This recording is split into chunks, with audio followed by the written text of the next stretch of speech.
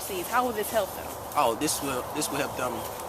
This will help them in a big deal because you're actually out in the woods with the weights, with the weapons. You're actually training. So this is the realest that ROTC can get. You can't get no realer in ROTC than what we're doing right now. Okay, and is this some of the students' first time being out here? Yes. Okay. How many times have you done a simulation? I've done a simulation, I'll say, about 30 plus times. And tell us a little bit about the program. The program is pretty much based over a 4-year program, specifying cadets in the levels of MS1 through 4. This program builds them up to leaders for their overall goal of going to LDAC. LDAC is a leadership advanced program where they're getting evaluated on the skills and training that they go through throughout the whole year of those 4 years. This LDAC that we go to basically evaluates them on their leadership skills and how good of an officer they can become. This is not, I'm a senior cadet at this ROTC program. I will be commissioning in May 2nd.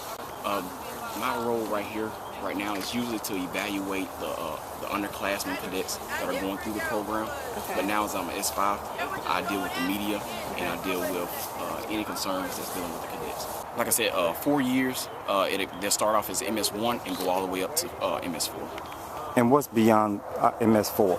MS4, they'll get commissioned to a rank of a second lieutenant. Then they will either get assignments for active duty, National Guard, or Reserve. Okay. And the students, they attend various schools? Our battalion are a part of certain schools, Jackson State being the whole school. We're also affiliated with Mississippi Valley, Mills South, Mississippi College. They're primarily Muslim. Central African Republic is primarily a Christian nation. What happened is these Muslim militias came in and started looting, raping, and stealing. So the populace started fighting back. They started committing atrocities against the Muslim rebels. So these people are civilians on the battlefield. They're just simulating that they're people on the battlefield. Those necklaces are the local Christian group. It's a mix of like animist religion and Christianity. Half the population of the Central African Republic is currently starving.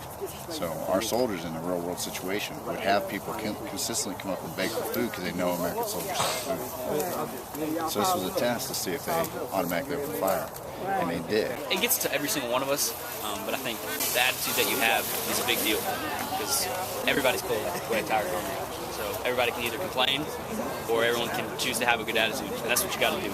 That's what leaders do. They motivate their soldiers even when they're cold, wet, tired, and hungry as well.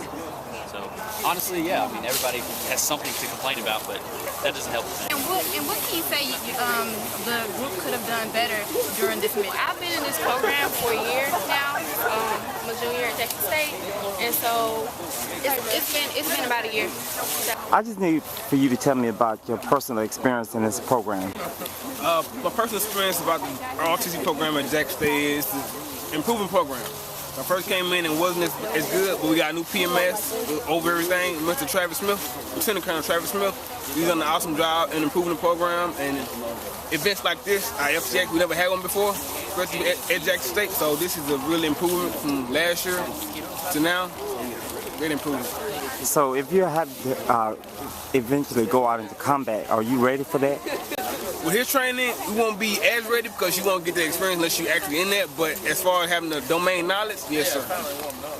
And where do you hope to go from this point to the next point? From here, I hope to commission as an officer. I'm not sure as far as what aspect I want to go into, but mostly I'm looking into some armed combat and transportation.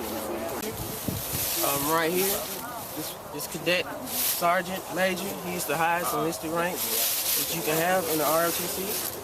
Right here is cadet private first class, and right here, this is cadet lieutenant. I'm Courtney Chris Page reporting.